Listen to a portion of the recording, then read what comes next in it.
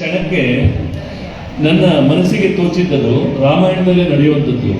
ಸೀತಾಪಹರಣ ಆದಾಗ ಆಂಜನೇಯ ಸ್ವಾಮಿಗೆ ಹೇಳ್ತಾರೆ, ಆಂಜನೇಯ ನೀನಲ್ಲದೆ 100 ಯೋಜನ ಸಮುದ್ರವನ್ನು ಹಾರುವಂತಹ ಶಕ್ತಿ ಇಲ್ಲಿರುವಂತ ಯಾರಿಗೂ ಇಲ್ಲ.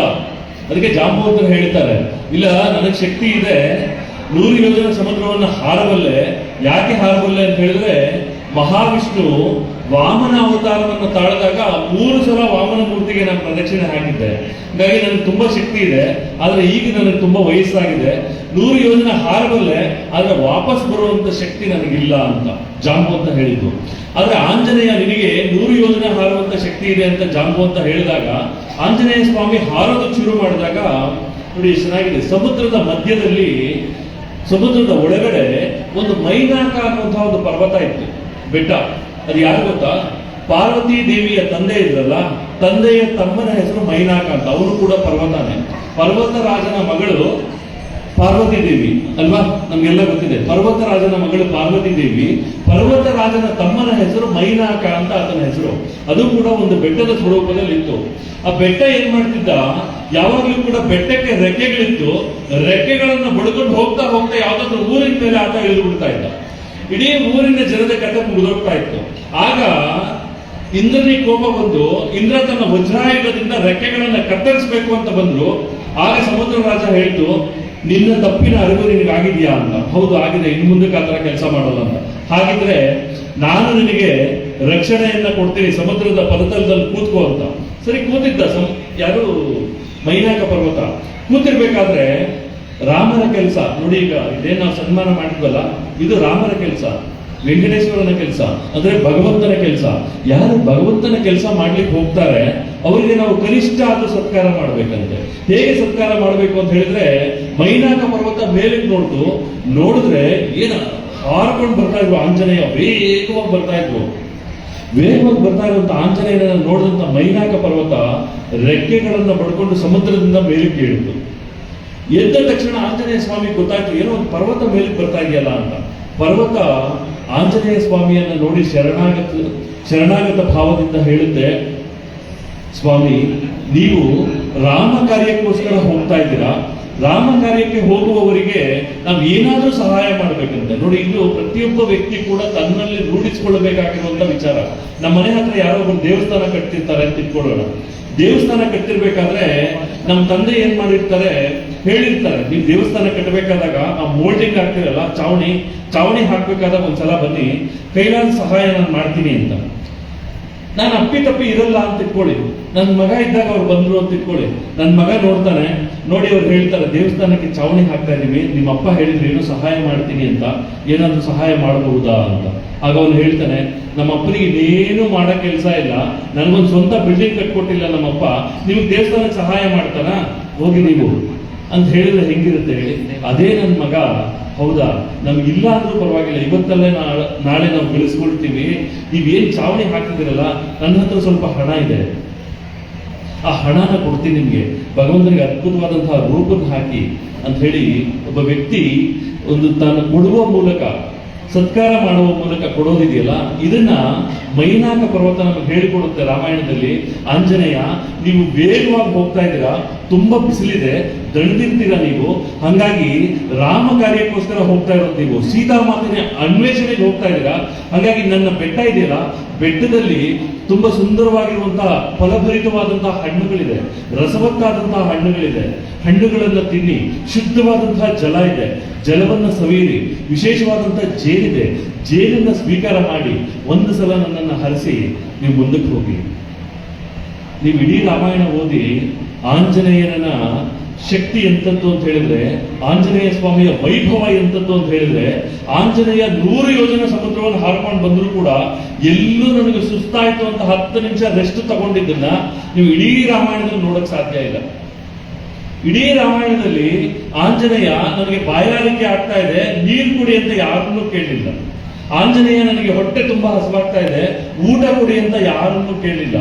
ಯಾವತ್ತಿಗೂ ಕೂಡ ಆಂಜನೇಯ ಸ್ವಾಮಿಯ ಶಕ್ತಿ ಎಂತದ್ದು ಅಂತ ಹೇಳಿದ್ರೆ, ಹಸಿವು ಬಾಯಾರಿಕೆ ಇವೆಲ್ಲವರಿಂದ ಮುಕ್ತನಾದಂತಹ ಆಂಜನೇಯ ಸ್ವಾಮಿ ಆ ಮೈನಾಕ ಪರ್ವತಕ್ಕೆ ಹೇಳ್ತಾನೆ, ನೋಡು ಏನೋ ಒಂದು ಕೊಡಬೇಕು ಅಂದ್ರೆ, ಭಗವಂತನ ಸೇವೆಗೆ ಹೋಗೋರಿಗೆ ಏನೋ ಒಂದು ಕೊಡಬೇಕು ಅಂತ ನಿನಗೊಂದು ಮನಸ್ಸಿದೆಯಲ್ಲ, ಆ ಮನಸ್ಸಿಗೆ ನಾನು ನಿನ್ನನ್ನ ಆಶೀರ್ವಾದ ಮಾಡ್ತೇನೆ, ಒಂದ್ಸಲ ನಿನ್ನ ಪರ್ವತವನ್ನು ಮುಟ್ಟಿ ಹೋಗ್ಬಿಡ್ತೀನಿ ನಾನು, ನನಗೆ ಯಾವುದೂ ಬೇಡ ಅಂತ. ಅದಕ್ಕೆ ಆಂಜನೇಯ ಹೇಳ್ತಾರೆ, ಇಲ್ಲ ಸ್ವಲ್ಪ ಹಣ್ಣಾದ್ರೂ ತಗೊಳ್ಳಿ, ಸ್ವಲ್ಪ ಜೇನನ್ನು ತಗೊಳ್ಳಿ, ಸ್ವಲ್ಪ ಶುದ್ಧವಾದಂತಹ ನೀರನ್ನ ತಗೊಂಡು ನನ್ನನ್ನು ಆಶೀರ್ವಾದ ಮಾಡಿ ಅಂತ. ಆಗ ಅವರು ಹೇಳ್ತಾರೆ, ಇಲ್ಲ, ರಾಮ ಕಾರ್ಯ ಇದು, ರಾಮ ಕಾರ್ಯವನ್ನ ವಿಳಂಬ ಮಾಡೋಂಗಿಲ್ಲ. ನೋಡಿ ಎಷ್ಟು ಚೆನ್ನಾಗಿದೆ ಈ ಮಾತು, ರಾಮ ಕಾರ್ಯವನ್ನ ವಿಳಂಬ ಮಾಡೋಂಗಿಲ್ಲ. ಅಂದ್ರೆ ನಾವೇನು ಭಗವಂತನಿಗೆ ಏನಾದ್ರೂ ಸೇವೆ ಮಾಡಬೇಕು ಅಂದಾಗ ಆ ಕ್ಷಣದಲ್ಲಿ ಅದನ್ನ ಮಾಡ್ಬಿಡ್ಬೇಕಂತೆ, ವಿಳಂಬ ಮಾಡಬಾರ್ದಂತೆ. ನಾನು ಏನೋ ಒಂದು ಭಗವಂತನಿಗೆ ಅರ್ಪಣೆ ಮಾಡಬೇಕು ಅಂದಾಗ ಅದನ್ನು ಕೊಟ್ಬಿಡ್ಬೇಕಂತೆ. ಇಲ್ಲ ಅಂತ ಹೇಳಿದ್ರೆ ಮನಸ್ಸು ಯಾವ ಕ್ಷಣದಲ್ಲಿ ಏನು ಚೇಂಜ್ ಆಗುತ್ತೆ ಗೊತ್ತಿಲ್ಲ. ಹಾಗಾಗಿ ರಾಮಾಯಣ ನಮ್ಗೆ ಹೇಳುತ್ತೆ, ನೀನು ಆ ಕ್ಷಣದಲ್ಲಿ ಯಾವ ಕೆಲಸವನ್ನು ಮಾಡ್ಬೇಕು. ಆಂಜನೇಯ ಸ್ವಾಮಿ ಹೇಳ್ತಾರೆ, ನಾನು 100 ಯೋಜನ ಸಮುದ್ರವನ್ನ ಹಾರ್ಕೊಂಡು ಸೀತಾಮಾತೆಯ ಜಾಡನ್ನ ಕಂಡು ಹಿಡಿಬೇಕಿದೆ, ಹಾಗಾಗಿ ನಾನು ಹೋಗಿ ಬರ್ತೀನಿ ಅಂತ ಹೇಳಿ ಆ ಮೈನಾಕ ಪರ್ವತಕ್ಕೆ ಒಂದು ಆಶೀರ್ವಾದ ಮಾಡಿ ಆಂಜನೇಯ ಸ್ವಾಮಿ ಹೋಗ್ತಾರಲ್ಲ, ಇದು ರಾಮಾಯಣದಿಂದ ಒಂದು ಸೇವೆಯನ್ನು ನಾವು ಹೇಗೆ ಮಾಡಬೇಕು ಅಂತ ಕಲಿಬೇಕಾಗಿರುವಂತಹ ಒಂದು ವಿಶೇಷವಾದಂತಹ ಸಂದೇಶ. ನೋಡಿ ಎಷ್ಟು ಅದ್ಭುತವಾದಂತಹ ವಿಚಾರ ಇದೆ ಇಂತಹ ರಾಮಾಯಣ. ಅದಕ್ಕೆ ನಾನು ತುಂಬಾ ಸಲ ಹೇಳ್ತಿರ್ತೀನಿ, ರಾಮಾಯಣ ಸುಮ್ಮನೆ ನಾವೇನೋ ಓದೋದಲ್ಲ, ರಾಮಾಯಣ ಎಷ್ಟು ಅದ್ಭುತವಾದಂತಹ ಗ್ರಂಥ ಅಂತ ಹೇಳಿದ್ರೆ, ಇಡೀ ಜಗತ್ತಲ್ಲಿ ನಾನು ಬೇಕಾದ್ರೆ ಓಪನ್ ಚಾಲೆಂಜ್ ಮಾಡ್ತೀನಿ, ಇಡೀ ಜಗತ್ತಲ್ಲಿರುವಂತಹ ಎಲ್ಲಾ ಗ್ರಂಥಗಳನ್ನು ಒಂದು ತಕ್ಕಡಿಯಲ್ಲಿ ಹಾಕಿದ್ರೆ, ರಾಮಾಯಣದ ಪುಸ್ತಕ ಇನ್ನೊಂದು ತಕ್ಕಡಿಯಲ್ಲಿ ಹಾಕಿದ್ರೆ ರಾಮಾಯಣದ ತೂಕವೇ ಜಾಸ್ತಿ ಆಗುತ್ತೆ. ರಾಮಾಯಣವನ್ನ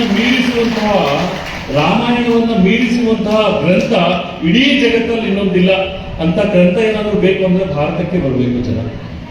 ಇಂತಹ ರಾಮಾಯಣ ನೋಡಿ ಎಷ್ಟು ಚೆನ್ನಾಗಿದೆ.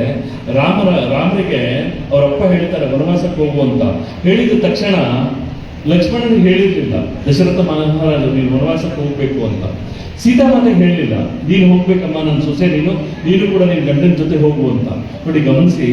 ಆದ್ರೆ ಇನ್ನೇನು ರಾಮ ನಾರು ಗುಡಿಯನ್ನ ಕೊಟ್ಟು ಇನ್ನೇನು ವನವಾಸಕ್ಕೆ ಹೋಗ್ಬೇಕು ಅಂದಾಗ ಸೀತಾಮಾತೆ ಹತ್ತಿರಕ್ಕೆ ಬರ್ತಾರೆ. ಬಂದು ಹೇಳ್ತಾರೆ, ರಾಮ ನಿಮ್ಮನ್ನ ಬಿಟ್ಟು ನಾನೊಬ್ಬಳೇ ಇಲ್ಲಿ ಏನ್ ಮಾಡ್ಲಿ, ನೀವಿಲ್ಲದ ರಾಜ್ಯ ನನಗೆ ಶೂನ್ಯ. ಹಾಗಾಗಿ ಗಂಡ ಎಲ್ಲಿರ್ತಾನೆ, ಧರ್ಮ ಪತ್ನಿ ಆದವಳು ಅವರ ಜೊತೆಗೇ ಇರಬೇಕು, ಅದು ನನ್ನ ಕರ್ತವ್ಯ. ಹಾಗಾಗಿ ನಾನು ನಿಮ್ ಜೊತೆ ಬರ್ತೇನೆ, ನಡೀರಿ ಹೋಗೋಣ ಅಂತ. ಅದಕ್ಕೆ ರಾಮರು ಹೇಳ್ತಾರೆ, ನೋಡು ಸೀತಾ, ಕಾಡು ಅಂದ್ರೆ ನೀವು ತಮಾಷೆ ಅಂತ ತಿಳ್ಕೋಬೇಡ, ನಿಮ್ಗೆಲ್ಲ ಅನುಭವ ಆಗಿರುತ್ತೆ, ನಿಮ್ಗೆಲ್ಲ ಅನುಭವ ಆಗಿದೆ.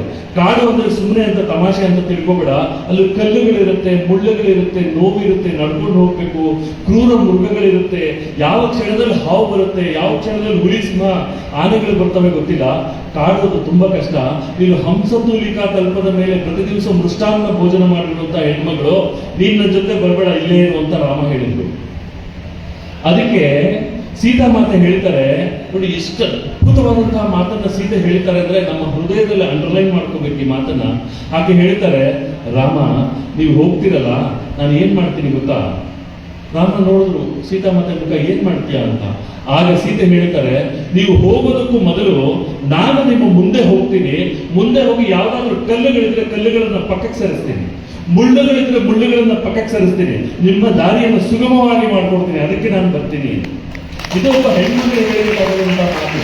ಗಂಡನ ಕಷ್ಟದಲ್ಲಿ ಹೆಣ್ಮಗಳು ಭಾಗಿಯಾಗಬೇಕು, ಗಂಡನ ನೋವಿನಲ್ಲಿ ಆಕೆ ಭಾಗಿಯಾಗಬೇಕು, ಗಂಡನ ಪ್ರತಿಯೊಂದು ವಿಚಾರದಲ್ಲಿ ಭಾಗಿಯಾಗುವಂತಹ ಹೆಣ್ಮಕ್ಳಿಂದ ಈ ದೇಶ ಇವತ್ತವರೆಗೂ ಉಳಿದಿದೆ. ಇಲ್ಲಾಂದ್ರೆ ಈ ದೇಶ ಯಾವತ್ತೂ ಹಾಳಾಗಿ ಹೋಗ್ತಾ ಇದೆ. ಇದು ಸೀತಾಮಾತೆ ನಮ್ಮ ಹೆಣ್ಮಕ್ಳಿಗೆ ಕೊಟ್ಟಂತಹ ಅದ್ಭುತವಾದಂತಹ ಸಂದೇಶ. ನೋಡಿ ಎಷ್ಟು ಚೆನ್ನಾಗಿದೆ. ಲಕ್ಷ್ಮಣ ಹೇಳ್ತಾನೆ, ಅಣ್ಣ ನೀನಿಲ್ಲದ ರಾಜ್ಯ ನನಗೆ ಬೇಡ, ನಾನು ಕೂಡ ನಿನ್ ಜೊತೆಲಿ ಬರ್ತೀನಿ, ನಡಿ ಅಣ್ಣ ಅಂದಾಗ ರಾಮರು ಹೇಳ್ತಾರೆ, ಬೇಡ ಲಕ್ಷ್ಮಣ, ನೀನ್ ಬರ್ಬೇಡ, ನೀನ್ ಇಲ್ಲೇ ಇರು ಅಂತ. ಲಕ್ಷ್ಮಣ ಏನ್ ಮಾಡ್ತಾರೆ, ಊರ್ಮಿಳೆಗೆ ಹೇಳ್ತಾರೆ. ಲಕ್ಷ್ಮಣನ ಹೆಂಡತಿ ಹೆಸರು ಊರ್ಮಿಳೆಗೆ ಹೇಳ್ತಾರೆ, ಊರ್ಮಿಳೆ ನಾನು ಅಣ್ಣನ ಜೊತೆ ಹೋಗ್ತೀನಿ, ದಯವಿಟ್ಟು ನನಗೆ ಅಪ್ಪಣೆ ಕೊಡು ಅಂತ.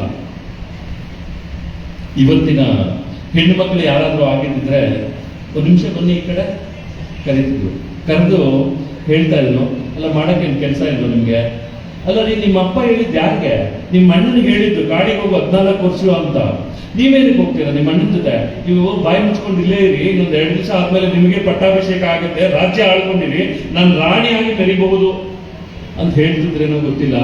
ಊರ್ಮಿಳೆ ಹೇಳ್ತಾರೆ, ಒಂದು ಕೆಲಸ ಮಾಡಿ, ಅಣ್ಣ ಅತ್ತಿಗೆ ಕಾಡಿಗೆ ಹೋಗ್ತಾರಲ್ಲ, ಕಾಡಿಗೆ ಹೋದಾಗ ಅವರನ್ನ ರಾತ್ರಿ ಹೊತ್ತು ಕ್ರೂರ ಮೃಗಗಳು, ಜಂತುಗಳು, ವಿಷ ಜಂತುಗಳಿಂದ ನೀವು ಕಾಪಾಡಬೇಕಾದ್ರೆ ಏನ್ ಮಾಡ್ಬೇಕು ಅಂತ, ಇಡೀ ರಾತ್ರಿ ನೀವು ಎಚ್ಚರದಿಂದ ಅವ್ರನ್ನ ನೋಡ್ಕೋಬೇಕು.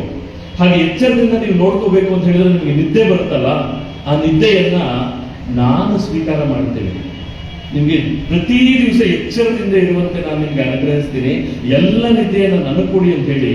ನೀವು ನೋಡಿ, ನಿದ್ದೆ ನಾವು ಮಾಡ್ತೀವಿ, ಬಹುಶಃ ರಾತ್ರಿ ನಿದ್ದೆ ಮಾಡ್ತೀವಿ, ಒಂದು ಹಗಲು ನಿದ್ದೆ ಮಾಡ್ತೀವಿ. 14 ವರ್ಷ ಸಂಪೂರ್ಣ ನಿದ್ದೆಯಲ್ಲಿ ಕಡಿಬೇಕು ಅಂದ್ರೆ ನಮ್ಮ ದೇಹ ಏನಾಗ್ಬಹುದು? ಇದನ್ನು ಲೆಕ್ಕಿಸದೆ ಆ ಹೆಣ್ಮಗಳು ಹೇಳ್ತಾಳೆ, ನಿಮ್ಮ ಆ ನಿದ್ದೆಯನ್ನ ನನಗೆ ಕೊಡಿ ಅಂತ ಹೇಳುವಂತ ಊರ್ಮಿಳೆ ಒಂದು ಕಡೆಗಾದ್ರೆ, ಇವತ್ತೇನಾದ್ರೂ ನಾನು ನಮ್ಮ ಅಣ್ಣನ ಜೊತೆ 14 ವರ್ಷ ಕಾಡಿಗೆ ಹೋಗ್ತೀನಿ ಅಂತ ಏನಾದ್ರು ಇವತ್ತಿನ ಹೆಣ್ಮಕ್ಳಿಗೆ ಹೇಳಿದ್ರೆ ಪರಿಸ್ಥಿತಿ ಹೆಂಗಿರೋದು ಅಂತ ನಾನು ತುಂಬಾ ಸಲ ಯೋಚನೆ ಮಾಡ್ತಿರ್ತೀನಿ. ಇವತ್ತೇನಾದ್ರೂ ಹೋಗಿ ನಮ್ಮ ಅಣ್ಣನ ಜೊತೆ ನಾನು ಕಾಡಿಗೆ ಹೋಗ್ತೀನಿ 14 ವರ್ಷ, ಸ್ವಲ್ಪ ನೋಡ್ಕೊಳ್ತೀಯ ಅಂದ್ರೆ ಹೆಣ್ಮಗಳು ಮೊದಲೇ ಹೇಳ್ತಾಳಂತೆ, ಕಾಡಿಗೆ ಹೋಗ್ತೀರಾ? ಹಂಗಿದ್ರೆ ಒಂದು ಕೆಲಸ ಮಾಡಿ, ಕಾಡಿಗೆ ಹೋಗೋದಕ್ಕೂ ಮೊದಲು 14 ವರ್ಷಕ್ಕೆ ಏನೇನು ದಿನಸಿ ಬೇಕಲ್ಲ ಎಲ್ಲ ದಿನಸಿ ತಂದಾಕ್ಬಿಟ್ಟು ಹೋಗಿ. 14 ವರ್ಷಕ್ಕೆ ಬೇಕಾಗಿರೋ ಕರೆಂಟ್ ಬಿಲ್ ಏನಿದೆ ಅದನ್ನ ಕಟ್ಬಿಟ್ಟು ಹೋಗಿ.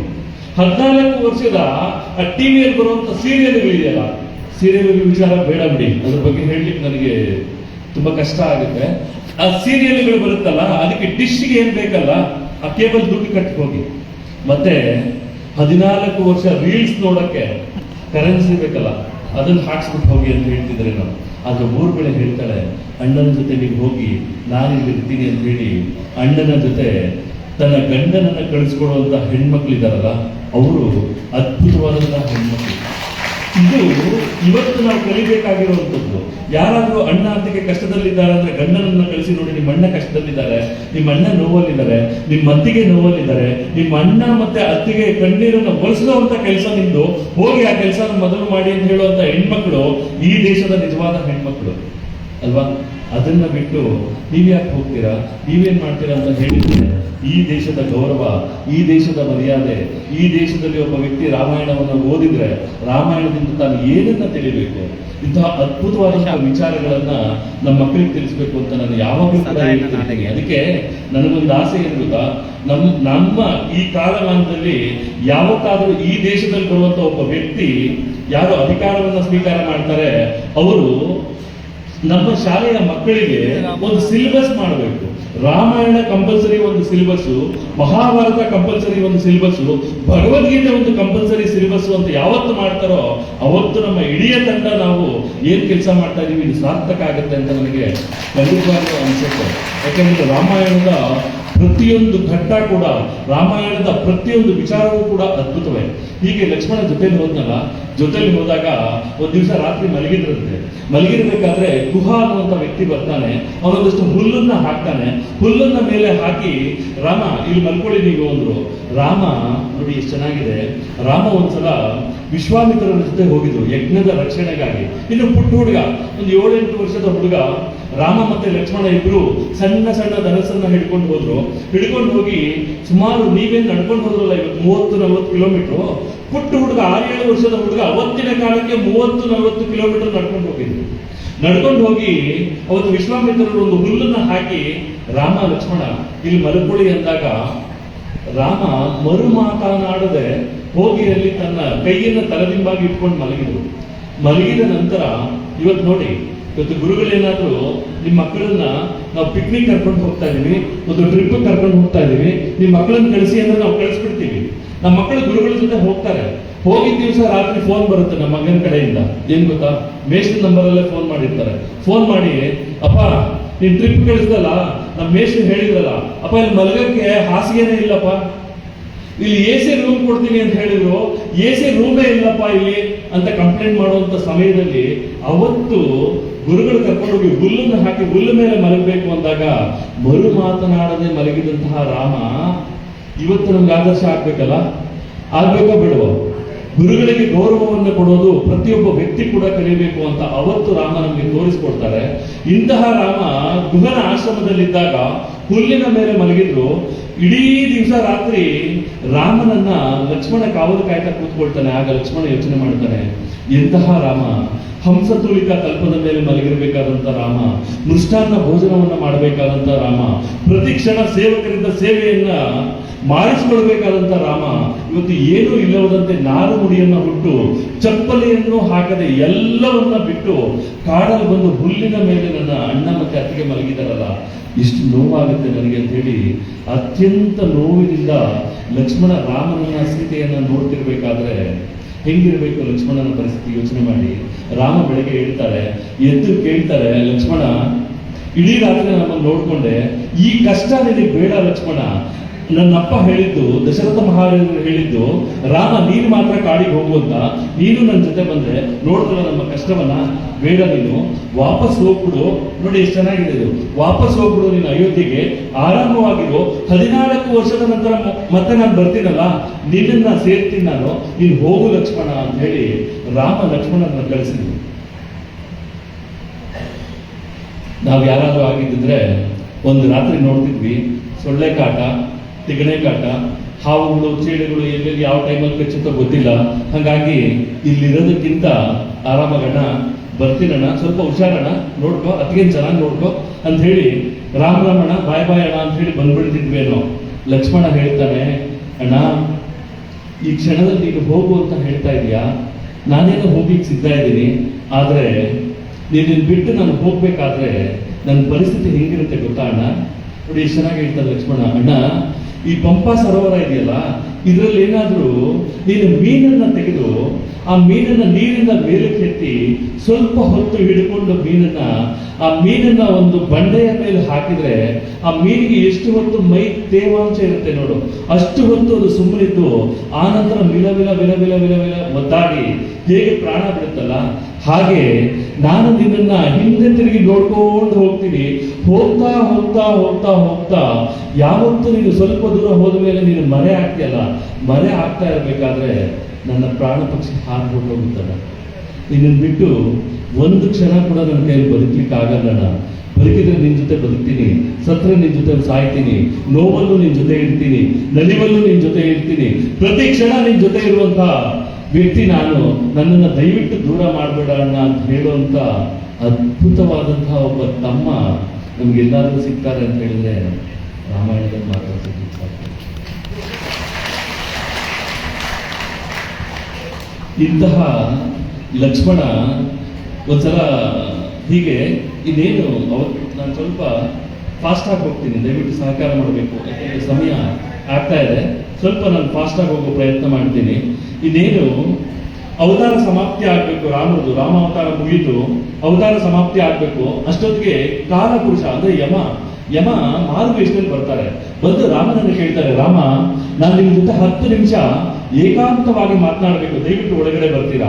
ನಾವಿಬ್ಬರು ಮಾತಾಡಬೇಕಾದಾಗ 3ನೇ ವ್ಯಕ್ತಿ ಯಾರು ಕೂಡ ಒಳಗೆ ಬರಬಾರ್ದು, ಹಾಗೆ ವ್ಯವಸ್ಥೆ ಮಾಡಿ ಅಂತ. ಸರಿ ಆಯ್ತು ಅಂತ ಹೇಳಿ ರಾಮ ಲಕ್ಷ್ಮಣನ ಕರೆದ್ರು, ಲಕ್ಷ್ಮಣ ನಾವಿಬ್ಬರು ಏಕಾಂತ ಸ್ಥಳದಲ್ಲಿ ಈಗ ಮಾತನಾಡಲಿಕ್ಕೆ ಒಳಗಡೆ ಹೋಗ್ತಾ ಇದೀವಿ, ಅರಮನೆ ಒಳಗಡೆ. ಆ ಕೋಣೆ ಒಳಗಡೆ ಯಾರನ್ನು ಕೂಡ ಕಳಿಸ್ಕೊಡ್ಬೇಡ, ಸ್ವಲ್ಪ ನಾವು ಹೊರಗಡೆ ಬರೋವರೆಗೂ ನೀನು ಬಾಗಿಲಲ್ಲಿ ಕಾತ್ಕೊಂಡಿರು ಅಂತ ಹೇಳಿದ್ರು. ಸರಿ ಆಯ್ತು ಅಂತ ಹೇಳಿದ ಲಕ್ಷ್ಮಣ. ರಾಮ ಹೇಳ್ತಾರೆ, ಯಾರಾದ್ರೂ ಅಪ್ಪಿತಪ್ಪಿ ನಾವಿಬ್ಬರು ಏನಾದ್ರೂ ಕಾಲಪುರುಷನೊಂದಿಗೆ ನಾನು ಮಾತನಾಡ್ಬೇಕಾದ್ರೆ ಯಾರಾದ್ರೂ 3ನೇ ವ್ಯಕ್ತಿ ಒಳಗಡೆ ಬಂದ್ರೆ ಅವನು ಶಿರಚ್ಛೇದ ಆಗುತ್ತೆ, ಹುಷಾರಾಗಿ ನೋಡ್ಕೋ. ಸರಿ ಆಯ್ತು ಅಂತ ಲಕ್ಷ್ಮಣದ ಅಲ್ಲಿ ಧನಸನ್ನ ಹಿಡ್ಕೊಂಡು ನಿಂತ್ಕೊಂಡ, ಯಾರು ಬರಲಿಲ್ಲ. ಸ್ವಲ್ಪ ಹೊತ್ತಾದ್ಮೇಲೆ ದೂರ್ವಾಸ ಮಹರ್ಷಿ ಬಂದರು. ದೂರ್ವಾಸ ಮಹರ್ಷಿಗಳು ಬಂದು ಹೇಳಿದ್ರು, ನಾನು 12 ವರ್ಷಗಳ ಕಾಲ ನಿರಂತರವಾಗಿ ಒಂದು ತಪಸ್ಸನ್ನ ಮಾಡಿದೆ, ತಪಸ್ಸನ್ನು ಮಾಡಿ 12 ವರ್ಷದಿಂದ ಏನೂ ಹೊಟ್ಟೆಗೆ ತಿಂದಿಲ್ಲ. ಈ ಕ್ಷಣದಲ್ಲಿ ನನಗೆ ವಿಶೇಷವಾದಂತಹ ಭೋಜನದ ವ್ಯವಸ್ಥೆ ಬೇಕು, ಅದು ರಾಮನೇ ಮಾಡಬೇಕು, ರಾಮನ ಜೊತೆ ನಾನು ಮಾತನಾಡಬೇಕು. ಲಕ್ಷ್ಮಣ ಸರಿ ಅಂತ ಹೇಳಿ ಲಕ್ಷ್ಮಣ ಹೇಳ್ತಾನೆ, ಇಲ್ಲ ಗುರುಗಳೇ, ಏಕಾಂತದಲ್ಲಿದ್ದಾರೆ ನಮ್ಮ ಅಣ್ಣ ಮತ್ತೆ ಕಲಿಪುರುಷ, ಅವರಿಬ್ರು ಮಾತಾಡ್ತಾ ಇದ್ದಾರೆ. ಈ ಕ್ಷಣದಲ್ಲಿ ಯಾರೇ ಒಳಗಡೆ ಹೋದ್ರು ಕೂಡ ಯಾರನ್ನು ಬಿಡಬೇಡ ಅಂತ ನಮ್ಮ ಅಣ್ಣ ಹೇಳಿದ್ದಾರೆ, ನಾನು ಬಿಡಲ್ಲ ನಿಮ್ಮನ್ನ ಅಂತ. ಆಗ ದೂರ್ವಾಸ ಮಹರ್ಷಿಗಳು ಹೇಳ್ತಾರೆ, ನನ್ನ ಬಗ್ಗೆ ನಿನಗೆ ಗೊತ್ತಿದೆ, ತುಂಬಾ ಕೋಪ ನನಗೆ. ಈ ಕ್ಷಣದಲ್ಲಿ ನೀನೇನಾದ್ರೂ ನನ್ನನ್ನು ಒಳಗಡೆ ಕಳಿಸ್ಲಿಲ್ಲ ಅಂತ ಹೇಳಿದ್ರೆ ಇಡೀ ಅಯೋಧ್ಯೆಯನ್ನ ಸರ್ವನಾಶ ಮಾಡ್ತೀನಿ, ಶಪಿಸ್ತೀನಿ, ನಿಮ್ಮ ಅಣ್ಣ ಕೂಡ ಸರ್ವನಾಶ ಆಗ್ತಾನೆ, ನಿನ್ಗೆ ಒಪ್ಪಿಗೆನಾ ಅಂತ. ಆಗ ಲಕ್ಷ್ಮಣ ಯೋಚನೆ ಮಾಡ್ತಾನೆ, ನಮ್ಮಣ್ಣ ಹಾಳಾಗೋದು ಬೇಡ, ನಮ್ಮಣ್ಣನಿಗೆ ಗುರುಗಳು ಶಪಿಸೋದು ಬೇಡ, ಅದ್ರ ಬದಲು ನಾನೇ ಹಾಳಾದ್ರೂ ಪರವಾಗಿಲ್ಲ, ನನ್ನ ಪ್ರಾಣ ಪಕ್ಷಿ ಹೋದ್ರೂ ಪರವಾಗಿಲ್ಲ, ನನ್ನ ಶಿರಚ್ಛೇದ ಆದ್ರೂ ಪರವಾಗಿಲ್ಲ, ನಾನು ಒಳಗಡೆ ಹೋಗ್ತೀನಿ ಇಡು ಗುರುಗಳ 1 ನಿಮಿಷ ಅಂತ ಹೇಳಿ ಬಾಗಲನ್ನು ತೆಕ್ಕೊಂಡು ಲಕ್ಷ್ಮಣ ಒಳಗಡೆ ಬಂದು ಅವ್ರ ಅಣ್ಣನಿಗೆ ಹೇಳ್ತಾನೆ, ಅಣ್ಣ ದೂರ್ವಾಸ ಮಹರ್ಷಿ ಬಂದಿದ್ದಾರೆ, ನಿಮ್ಮನ್ನು ನೋಡ್ಬೇಕು ಅಂತ, ದಯವಿಟ್ಟು ನೀವು ಅವರನ್ನ ಮಾತನಾಡಿಸ್ತೀರಾ? ಸರಿ, ರಾಮ ಮಾತನಾಡಿದ್ರು, ಅವರೆಲ್ಲ ಆಗು ಹೋಗುಗಳನ್ನ ನೋಡಿ ಅವರಿಗೆ ಸತ್ಕಾರ ಮಾಡಿ ಕಳಿಸಿದ್ರು. ಮಾರನೇ ದಿವಸ ತುಂಬಿದ ಸಭೆ ಒಳಗಡೆ ರಾಮರು ಕೂತಿರ್ಬೇಕಾದ್ರೆ ಸಭೆ ಒಳಗಡೆ ಮಂತ್ರಿಗಳು ಹೇಳಿದ್ರು, ಮಂತ್ರಿಗಳೇ ನಿನ್ನೆ ನಾನೊಂದು ವಿಶೇಷವಾದಂತ ವಿಚಾರವನ್ನು ಕೊಟ್ಟಿದ್ದೆ. ಯಾರು ನಾವಿಬ್ಬರು ಮಾತನಾಡಬೇಕಾದ್ರೆ ಒಳಗಡೆ ಬಂದು ಯಾರು ನಮ್ಮನ್ನ ಡಿಸ್ಟರ್ಬ್ ಮಾಡ್ತಾರೆ ಅವರಿಗೆ ಶಿರಚ್ಛೇದ ಆಗುತ್ತೆ ಅಂತ ನಾನು ಹೇಳಿದ್ದೆ. ನಿನ್ನೆ ಬಂದು ಲಕ್ಷ್ಮಣ ನಮ್ಮನ್ನ, ನಾವು ಒಳಗಡೆ ಇರಬೇಕಾದ್ರೆ ಅವನು ವಿಚಾರ ಗೊತ್ತಿದ್ರು ಕೂಡ ಒಳಗಡೆ ಬಂದು ನಮ್ಮನ್ನ ಡಿಸ್ಟರ್ಬ್ ಮಾಡಿದಾನೆ. ಹಾಗಾಗಿ ಅವನು ಶಿರಚ್ಛೇದ ಆಗ್ಬೇಕು, ಏನಂತೀರಿ ಅಂತ ಎಲ್ಲರೂ ಸುಮ್ಮನೆ ಆಗ್ಬಿಟ್ರು. ಯಾಕಂದ್ರೆ ವಿಶೇಷವಾದಂತಹ ಪ್ರೀತಿ ಲಕ್ಷ್ಮಣನ ಮೇಲೆ ರಾಮನಿಗೆ, ರಾಮನ ಮೇಲೆ ಲಕ್ಷ್ಮಣನಿಗೆ. ಆದರೆ ಈಗ ಲಕ್ಷ್ಮಣನ ಶಿರಚ್ಛೇದ ಆಗ್ಬೇಕಲ್ಲ, ಹೇಗಾಗುತ್ತೆ ಅಂತ. ಆಗ ರಾಮರು ಹೇಳ್ತಾರೆ, ಈ ಕ್ಷಣದಿಂದ ನಾನು ಲಕ್ಷ್ಮಣನ ಜೊತೆ ಮಾತನಾಡೋದನ್ನ ಬಿಡ್ತೀನಿ. ಮಾತನಾಡೋದನ್ನ ಬಿಡೋದು ಒಂದೇ, ಒಬ್ಬ ವ್ಯಕ್ತಿಯನ್ನ ಶಿರಚ್ಛೇದ ಮಾಡೋದು ಒಂದೇ. ಹಾಗಾಗಿ ಇವತ್ತಿನಿಂದ ಲಕ್ಷ್ಮಣನ ಜೊತೆ ನಾನು ಮಾತನಾಡಲ್ಲ ಅಂತ ರಾಮ ಹೇಳಿದ್ರು. ಯೋಚನೆ ಮಾಡಿ, ರಾಮನ ಮಾತು ಒಂದೇ ಬಾಣ, ಒಂದೇ ಮಾತು ರಾಮನದ್ದು. ರಾಮ ಹೇಳಿದ್ರು, ಈ ಕ್ಷಣದಿಂದ ನಿನ್ ಜೊತೆ ಮಾತಾಡಲ್ಲ ಲಕ್ಷ್ಮಣ ಅಂತ. ಲಕ್ಷ್ಮಣ ಕ್ಷಣದಲ್ಲಿ ಏನ್ ಮಾಡ್ತಾರೆ ಗೊತ್ತಾ?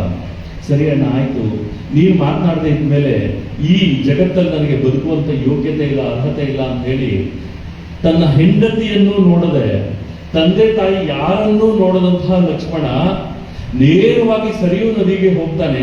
ನದಿಯೊಳಗಡೆ ತಪಸ್ಸಿಗೆ ಕೂತ್ಕೊಂಡು ಮುಳುಗಿ ಸಹಸ್ರಾರದ ಮೂಲಕ ತನ್ನ ಪ್ರಾಣವನ್ನ ಬಿಟ್ಟು ವೈಕುಂಠಕ್ಕೆ ಹೋಗ್ತಾನೆ. ಗಮನಿಸಿ, ಲಕ್ಷ್ಮಣ ತೀರಿಕೊಂಡಂತಹ, ಲಕ್ಷ್ಮಣ ದೇಹತ್ಯಾಗ ಮಾಡಿದಂತಹ ವಿಚಾರವನ್ನ ತಿಳ್ಕೊಂಡಂತಹ ರಾಮ ಒಂದು ಕ್ಷಣ, ರಾಮ ಹೇಳ್ತಾರೆ, ಲಕ್ಷ್ಮಣ ಸೀತೆಯನ್ನ ಬೇಕಾದ್ರೆ ಬಿಟ್ಟು ಬದುಕಬಲ್ಲೆ ನಾನು.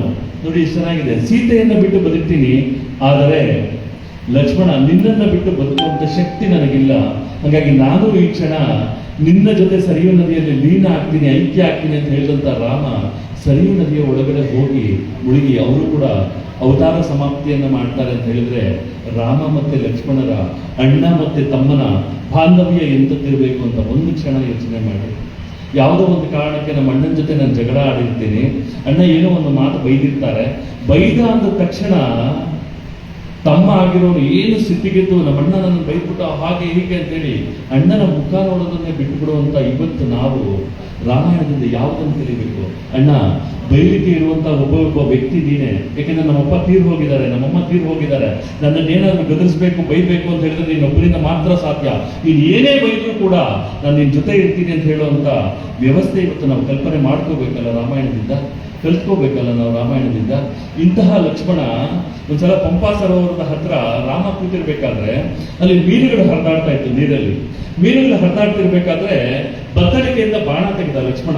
ಬಾಣ ತೆಗೆದು ಮೀನನ್ನು ಚುಚ್ಚೋದು, ಒಂದ್ ಕಡೆಗೆ ಹಾಕೋದು, ಮೀನನ್ನು ಚುಚ್ಚೋದು, ಒಂದ್ ಕಡೆಗೆ ಹಾಕೋದು. ಒಂದಿಷ್ಟು ಮೀನಿನ ರಾಶಿ ಆಯ್ತು. ಆ ರಾಶಿಯನ್ನ ತೆಗೆದು ಅಲ್ಲೊಂದಿಷ್ಟು ಬೆಂಕಿಯನ್ನ ಹಾಕಿ ಹದವಾಗಿ ಮೀನನ್ನ ಬೇಯಿಸ್ತಾನೆ ಲಕ್ಷ್ಮಣ. ನೋಡಿ ಚೆನ್ನಾಗಿದೆ, ಹದವಾಗಿ ಮೀನನ್ನ ಬೇಯಿಸ್ತಾನೆ. ಬೇಯಿಸಿ ರಾಮರಿಗೆ ತಗೊಂಡು ಹೋಗಿ ಕೊಡ್ತಾನೆ. ಅಣ್ಣ, ಮೀನು ತುಂಬಾ ರುಚಿಕಟ್ಟಾಗಿದೆ, ಪಂಪಾ ಸರೋವರದ ಮೀನು, ದಯವಿಟ್ಟು ಇದನ್ನು ತಿನ್ನಣ್ಣ ನೀನು ಅಂತ. ಆಗ ರಾಮ ಹೇಳ್ತಾರೆ, ಲಕ್ಷ್ಮಣ, ಏನೇ ಒಂದನ್ನು ನಾನು ಅನುಭವಿಸ್ಬೇಕಾದ್ರೆ ಪ್ರತಿಯೊಂದು ಕ್ಷಣದಲ್ಲೂ ಕೂಡ ಸುಖ ಎಲ್ಲವನ್ನೂ ಕೂಡ ಏನಾದ್ರು ಅನುಭವಿಸ್ಬೇಕು ಅಂದ್ರೆ ನನ್ನ ತಮ್ಮಂದರು ಸ್ವೀಕಾರ ಮಾಡಿದ ಮೇಲೆ ನಾನು ಸ್ವೀಕಾರ ಮಾಡ್ತೀನಿ, ಮೊದಲು ನೀನು ಈ ಮೀನನ್ನ ತಿನ್ನು ಅಂತ ಹೇಳಿ ಲಕ್ಷ್ಮಣನಿಗೆ ಮೀನನ್ನ ತಿನ್ನಿಸಿ ಉಳಿದಂತಹ ಮೀನನ್ನ ತಿನ್ನಂತಹ ರಾಮ ಇವತ್ತು ನಮಗೆ ಆದರ್ಶ ಆಗ್ಬೇಕು ಅಲ್ವಾ? ಅಂತಹ ವಿಶೇಷವಾದಂತಹ ರಾಮನ ಕಾರ್ಯಕ್ರಮದಲ್ಲಿ ನಾವೆಲ್ಲ ಆಸೀನರಾಗಿದ್ದೀವಿ. ಒಂದು ಸಲ ರಾಮನನ್ನ ಸ್ಮರಣೆ ಮಾಡ್ತಾ ಕಾರ್ಯಕ್ರಮವನ್ನು ಮುಂದುವರಿಸೋಣ.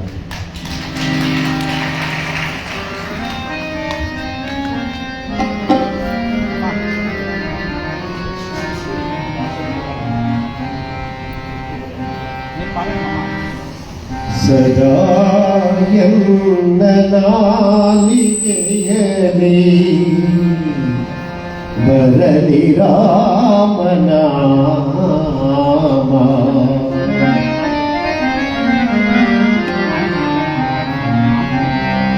ಸದಾ ಎನ್ನ ನಾಲಿಗೆಯಲಿ ಬರಲಿ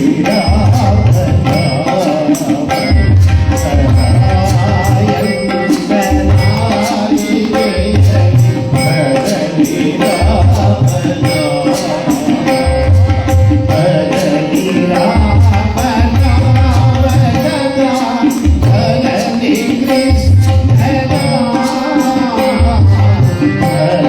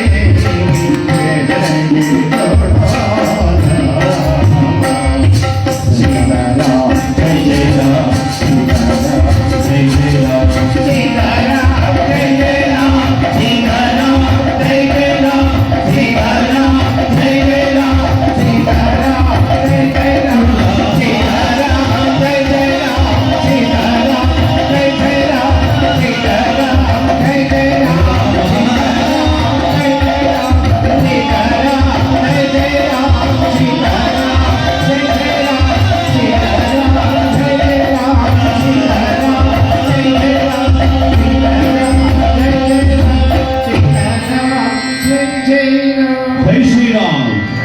ಜೈ ತಿರುವಾರಮಣ ಗೋವಿಂದ ಗೋವಿಂದ ಲಕ್ಷ್ಮೀರಮಣ ಗೋವಿಂದ ಗೋವಿಂದ. ಹರಣ ಪಾರ್ವತಿ ಪತಯೇ. ಮಹಾದೇವ ಶಂಭೋ. ಬಂಧುಗಳೇ, ಗೊತ್ತಿದೆ ನಮಗೆ 2-3 ದಿವಸಗಳಿಗಿಂತ ಇವತ್ತು ತುಂಬ ಹೆಚ್ಚು ನಡೆದಿದ್ದೀರಿ ಅಂತ ರಮೇಶ್ ಅಣ್ಣವ್ರು ಹೇಳ್ತಾ ಇದ್ರು. ಇವತ್ತು ಹೆಚ್ಚು ನಡೆದಿದ್ದಾರೆ, ಮತ್ತು ನಾಳೆನೂ ಸ್ವಲ್ಪ ಇವತ್ತಿನಷ್ಟೇ ನಡೆಯಬೇಕಾಗತ್ತೆ ಅಂತ. ಹಾಗಾಗಿ ಬೆಳಗ್ಗೆಯಿಂದ ನಡೆದು ತುಂಬ ದಣಿವಾಗಿದೆ. ಈಗ ಪ್ರಸಾದ ಸ್ವೀಕರಿಸುವಂಥ ಸಮಯ. ಇವರು ಯಾವುದೋ ರಾಮಾಯಣ ಹಿಡ್ಕೊಂಡು ಕೂತ್ಕೊಂಡ್ರಲ್ಲ ಅಂತ ನಿಮ್ಮೆಲ್ಲರ ಮನಸ್ಸಿನಲ್ಲಿ ಬಂದಿರ್ಬೋದೇನೋ ಗೊತ್ತಿಲ್ಲ. ಆದರೆ ಖಂಡಿತವಾಗ್ಲೂ ನಮಗೆ ದೇಹದ ಆದರೂ ಕೂಡ ರಾಮಾಯಣ ತುಂಬ ಚೆನ್ನಾಗಿದೆ, ಅದ್ಭುತವಾದಂತಹ ಕಾವ್ಯ. ಅದನ್ನು ಹೇಳಲಿಕ್ಕೆ ನಾನು ನಮ್ಮ ಅನಿಲ್ ಅವ್ರಿಗೆ ಹೇಳ್ತಿದ್ದೆ, ವಿಜಯಪುರದಲ್ಲಿ ನಾವು ಒಂದು ಕಾರ್ಯಕ್ರಮ ಮಾಡಬೇಕು, 48 ದಿವಸ ಕಂಟಿನ್ಯೂಸ್ ಆಗಿ ರಾಮಾಯಣದ ಕಾರ್ಯಕ್ರಮ ಆಗಬೇಕು ಅಂತ ನಾವು ಪ್ಲಾನ್ ಮಾಡಿದ್ವಿ ಕೂಡ. 48 ದಿವಸ ನಿಲ್ಲದಂತೆ ರಾಮಾಯಣ ಆಗಬೇಕು, ಒಂದು ಮಾಡೋಣ, ಅದಕ್ಕೊಂದು ವೇದಿಕೆ ಸಿದ್ಧ ಆಗಬೇಕು ಅಂತ ನಾವು ಆ ಯೋಜನೆಯಲ್ಲಿ ಇದ್ದೀವಿ ಕೂಡ. ಆದರೆ ಎಷ್ಟು ಹೇಳಿದರೂ ಕೂಡ ರಾಮಾಯಣವನ್ನು ನಾವು ಮುಗಿಸ್ಲಿಕ್ಕೆ ಸಾಧ್ಯ ಇಲ್ಲದಂತಹ ಅದ್ಭುತವಾದಂತಹ ಕಾವ್ಯ. ಅದರ ಸಮಯಕ್ಕೆ ನಾವೆಲ್ಲ ಬೆಲೆ ಕೊಡಬೇಕಾದ್ರಿಂದ ಇನ್ನೊಂದು 5 ನಿಮಿಷದಲ್ಲಿ ನಮ್ಮ ಕಾರ್ಯಕ್ರಮ ಮುಗಿಯುತ್ತೆ. ಅದರ ಒಳಗಡೆ ಯಾರು ಕೂಡ ಎದ್ದು ಹೋಗೋದು ಬೇಡ, ಎಲ್ಲರೂ ಕೂತು. ಯಾಕೆ ಕೂತು ನಾವು ಈ ಮಾತನ್ನ, ಈ 5 ನಿಮಿಷದ ಮಾತನ್ನು ಕೇಳಬೇಕು ಅಂತ ಹೇಳಿದ್ರೆ, ಆ ವ್ಯಕ್ತಿಯನ್ನ ನಾನೇನಾದ್ರೂ ನೆನಪು ಮಾಡ್ಕೊಳ್ಳಿಲ್ಲ ಅಂತ ಹೇಳಿದ್ರೆ ರಾಮಾಯಣ ಕಂಪ್ಲೀಟ್ ಆಗೋದೇ ಇಲ್ಲ.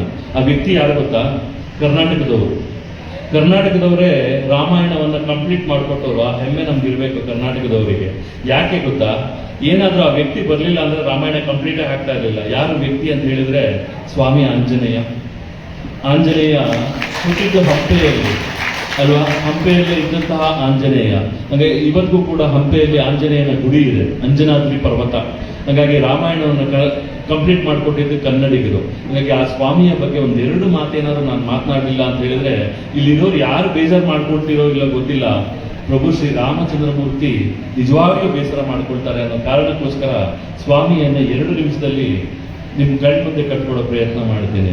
ಅದಕ್ಕೆ ಆಂಜನೇಯ ಇಷ್ಟು ಅದ್ಭುತವಾದಂತಹ ವ್ಯಕ್ತಿತ್ವ ಅಂತ ಹೇಳಿದ್ರೆ, ಈ ಪಂಪ ಈಗೇನು ಹಂಪೆ ಇದೆಯಲ್ಲ ಆ ಭಾಗಕ್ಕೆ ಸೀತೆಯನ್ನು ಕಳ್ಕೊಂಡಂತಹ ರಾಮ ಬರ್ಬೇಕಾದ್ರೆ ಆಂಜನೇಯ ಮಾರುವೇಷದಲ್ಲಿ ಹೋಗಿ ನಿಂತ್ಕೊಂಡು ರಾಮ ಲಕ್ಷ್ಮಣನ ನೋಡ್ತಾರೆ. ಲಕ್ಷ್ಮಣ, ಯಾರೋ ಒಬ್ಬ ವ್ಯಕ್ತಿ ಬರ್ತಾ ಇದ್ದಾನೆ, ಅವನು ನೋಡು ಒಂದ್ಸಲ ಅಂತ. ಸರಿ, ಆಂಜನೇಯ ಸ್ವಾಮಿ ಬಂದು ರಾಮ ಲಕ್ಷ್ಮಣ ಇಬ್ಬರನ್ನ ಭೇಟಿ ಮಾಡ್ತಾರೆ.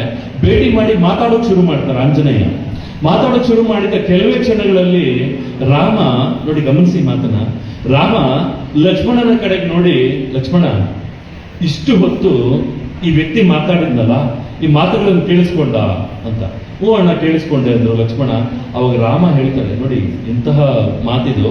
ರಾಮ ಹೇಳ್ತಾರೆ, ಲಕ್ಷ್ಮಣ, ಈ ವ್ಯಕ್ತಿ ಮಾತಾಡಿದ್ನಲ್ಲ, ಎಲ್ಲ ವೇದ್ಯಗಳನ್ನು ತಿಳಿದಂತ ವ್ಯಕ್ತಿ ಈತ, ನವವ್ಯಾಕರಣ ಪಂಡಿತ ಈತ, ಎಲ್ಲವನ್ನೂ ಬಲ್ಲವನು. ಯಾಕೆ ಗೊತ್ತಾ? ಇವನು ಮಾತನಾಡ್ಬೇಕಾದ್ರೆ ಇಷ್ಟು ಅದ್ಭುತವಾದಂತಹ ಮಾತುಗಳಿತ್ತು ಅಂತ ಹೇಳಿದ್ರೆ, ಇನ್ನೇನು ತನ್ನ ಸೊಂಟದಿಂದ ಕತ್ತಿಯನ್ನ ತೆಗೆದು ಇನ್ನೇನು ಶಿರಚ್ಛೇದ ಮಾಡಬೇಕು ಅನ್ನುವವನು ಕೂಡ ಈ ವ್ಯಕ್ತಿಯ ಮಾತುಗಳನ್ನು ಕೇಳಿದ್ರೆ ತಕ್ಷಣ ಕತ್ತಿಯನ್ನ ಇಳಿಸಿ ತನ್ನ ಓರೆಗೆ ಹಾಕೊಂಡು ಸುಮ್ಮನಾಗಿ ಶರಣಾಗತನಾಗ್ತಾನೆ. ಅಷ್ಟು ಅದ್ಭುತವಾದಂತಹ ವಾಕ್ವೈಭವ ಈ ಆಂಜನೇಯನಿಗಿದೆ.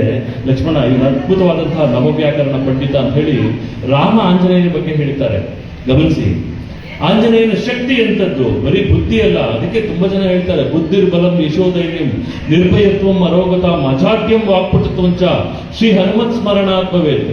ಅನಾರೋಗ್ಯ ಆಗಿದೆ ಅಂತ ಹೋಗಿ ಯಾರ್ಯಾರ್ದೋ ಕಾಲು ಹಿಡ್ಕೊಂತೀವಿ ನಾವು, ಯಾವ್ಯಾವ್ದೋ ವೈದ್ಯ ಶಾಲೆಗಳಿಗೆ ಹೋಗ್ತೀವಿ. ನಿಜವಾಗ್ಲೂ ಅನಾರೋಗ್ಯ ಆಗಿದ್ರೆ 1 ಸಲ ಆ ಸ್ವಾಮಿಯ ಕಾಲನ್ನ ಹಿಡ್ಕೊಂಡು ನೋಡಿ. ನಿಮ್ಮ ಮಕ್ಕಳಿಗೆ ಅದ್ಭುತವಾದಂತಹ ವಾಕ್ಪಟುತ್ವ ಬರ್ಬೇಕಾ, ತುಂಬಾ ಅದ್ಭುತವಾದಂತಹ ಮಾತುಗಳನ್ನು ಅವ್ರು ಮಾತಾಡಬೇಕಾ, ಆಂಜನೇಯ ಸ್ವಾಮಿಯ ಪೂಜೆಯನ್ನು ಮಾಡಿಸಿ, ಆಂಜನೇಯನಿಗೆ ನಮಸ್ಕಾರ ಮಾಡಕ್ಕೆ ಹೇಳಿ. ಇದು ಆಂಜನೇಯನ ವೈಭವ. ಅದಕ್ಕೆ ಹೇಳ್ತಾರೆ, ಮನೋಜವಂ ಮಾರುತ ತುಲ್ಯ ವೇಗಂ ಜಿತೇಂದ್ರಿಯಂ ಬುದ್ಧಿಮತಾಂ ವರಿಷ್ಠಂ ವಾತಾತ್ಮಜಂ ವಾನರಯೋಧ ಮುಖ್ಯಂ ಶ್ರೀರಾಮದೂತಂ ಶಿರಸಾಂ ನಮಾಮಿ ಅಂತ. ಎಷ್ಟು ಶಕ್ತಿ ಇದೆ ಆಂಜನೇಯನಿಗೆ ಅಂತ ಹೇಳಿದ್ರೆ, ಈಗ ನಮಗೆಲ್ಲ ಒಂದು ಶಕ್ತಿ ಇದೆ. ಏನ್ ಶಕ್ತಿ ಗೊತ್ತಾ? ಈ ಕ್ಷಣದಲ್ಲಿ ಏನಾದ್ರೂ ನನ್ನ ಮನಸ್ಸು ತಿರುಪತಿಯ ಬೆಟ್ಟಕ್ಕೆ ಹೋಗ್ಬೇಕು ಅಂದ್ರೆ ನಮ್ಮ ಮನಸ್ಸು ಹೊರಟೋಗುತ್ತೆ. ನಿಜನಾ? ಈ ಕ್ಷಣದಲ್ಲಿ ವೆಂಕಟೇಶ್ವರನ ಮುಂದೆ ನಾನು ನಿಂತಿದ್ದೀನಿ ಅಂತ ಹೇಳಿದ್ರೆ ಕಲ್ಪನೆ ಮಾಡ್ಕೊಂಡ್ರೆ ವೆಂಕಟೇಶ್ವರನ ವಿರಾಟ್ ರೂಪದ ಮುಂದೆ ನಿಂತ್ಕೊಳ್ತೀವಿ. ಮನಸ್ಸಿಗೆ ಅಷ್ಟು ಶಕ್ತಿ ಇದೆ. ಆದ್ರೆ ನಿಮ್ಮೆಲ್ಲರಿಗೆ ಇಲ್ಲಿ ಏನ್ ನಾವು ಕೂತಿದ್ದೀವಿ, ಎಲ್ಲರಿಗೂ ಕೂಡ ಮನಸ್ಸಿನ ಜೊತೆಗೆ ಮನಸ್ಸು ಎಷ್ಟು ವೇಗವಾಗಿ ಹೋಗುತ್ತೋ ಅಷ್ಟೇ ವೇಗವಾಗಿ ನಮ್ಮ ದೇಹವನ್ನು ತೆಗೆದುಕೊಂಡು ಹೋಗುವಂತ ಶಕ್ತಿ ಇದೆಯಾ? ಇಲ್ಲ ಅಲ್ಲ. ಆಂಜನೇಯ ಸ್ವಾಮಿಗೆ ಎಷ್ಟು ಮನಸ್ಸು ವೇಗವಾಗಿ ಹೋಗುತ್ತೋ ಅಷ್ಟೇ ವೇಗವಾಗಿ ತನ್ನ ದೇಹವನ್ನು ತೆಗೆದುಕೊಂಡು ಹೋಗುವಂತ ಶಕ್ತಿ ಆಂಜನೇಯ ಸ್ವಾಮಿಗಿದೆ. ಆದ್ರೆ ಅಷ್ಟು ಶಕ್ತಿ ಇರುವಂತಹ ವ್ಯಕ್ತಿ ಯಾವತ್ತಾದ್ರೂ ನಮಗೆ ತುಂಬಾ ಶಕ್ತಿ ಇದೆ ಅಂತ ಎಲ್ಲಾದ್ರೂ ರಾಮಾಯಣದಲ್ಲಿ ಬೀಗಿದ್ದಿದೆಯಾ? ಎಲ್ಲೂ ಇಲ್ಲ. ಇವತ್ತಿಗೂ ನೀವು ನೋಡಿ, ಚಿತ್ರಪಟಗಳನ್ನ ನೋಡಿ, ಆಂಜನೇಯ ಹೆಂಗ್ ಕೂತಿರ್ತಾರೆ ಅಂತ ಹೇಳಿದ್ರೆ ರಾಮನ ಹತ್ರ ವಿನಮ್ರರಾಗಿ ಕೈ ಮುಗಿತಾ ಕೂತ್ಕೊಳ್ತಾರೆ. ನನಗೇನು ಗೊತ್ತಿಲ್ಲ, ನಿನ್ನ ಪಾದ ಬಿಟ್ರೆ ರಾಮ ಅಂತ. ಇಷ್ಟು ಅದ್ಭುತವಾದಂತ ಶಕ್ತಿ ಆಂಜನೇಯನಿಗಿತ್ತು. ಅದಕ್ಕೆ ಲಕ್ಷ್ಮಣ ಕುಮಾರ ಅಂತ ಒಬ್ಬ ರಾವಣನ ಮಗ, ಅವನು ಯುದ್ಧಕ್ಕೆ ಬರ್ತಾನೆ ಆಂಜನೇಯನ ಜೊತೆ. ತುಂಬಾ ಶಕ್ತಿಶಾಲಿ ಅವನು. ಯುದ್ಧಕ್ಕೆ ಬರ್ತಾನೆ, 80 ಕೋಟಿ ಸೈನಿಕರನ್ನ ಕರ್ಕೊಂಡು ಬರ್ತಾನೆ ಅವನು. 80 ಕೋಟಿ ಸೈನಿಕರನ್ನ ಕರ್ಕೊಂಡು ಬರ್ತಾನೆ.